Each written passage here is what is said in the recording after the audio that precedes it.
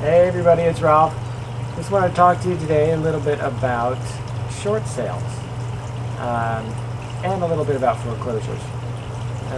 Short sales and foreclosures, there seems to be a bit of a wise tale, especially when it comes to some of the media, although they are getting a little bit more wise about that. A lot of people think that they're going to get a bargain on the short sale. Well, a couple things. As you probably read from a lot of realtors, you need to have an extreme amount of patience for short sales, because what's happening is that the seller is attempting to sell the property for below what they owe on the mortgage, okay, which they can do. They have the right to do it as long as they're entitled to the property.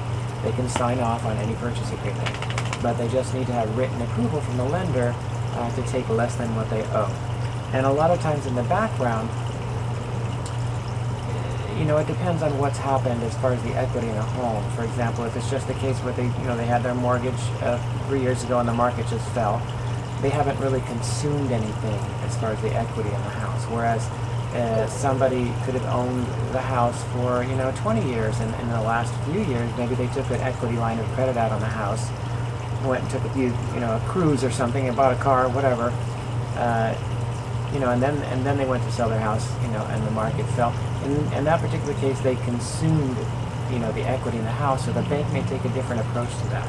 The bank that holds a mortgage on the house, they may end up getting a 1099. They may have to do the income, what they call phantom income. They may end up being taxable for, and all these things. So, you never know what's going on in the background as far as the finances of the seller and how their mortgage came to be. So you need to have an extreme amount of patience. If you're not ready to wait a minimum, honestly, of 6 months, if you're not in a position to do that, do not write offers on short sales.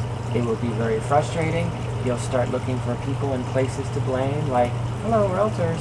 Unfortunately, if you've got a realtor who knows what they're doing, with some experience in short sales, they will be looking out for you. They'll do all the right things, but, it's going to be quite frustrating. So like I said, you're going to be looking for fingers to blame, and it's going to be awful.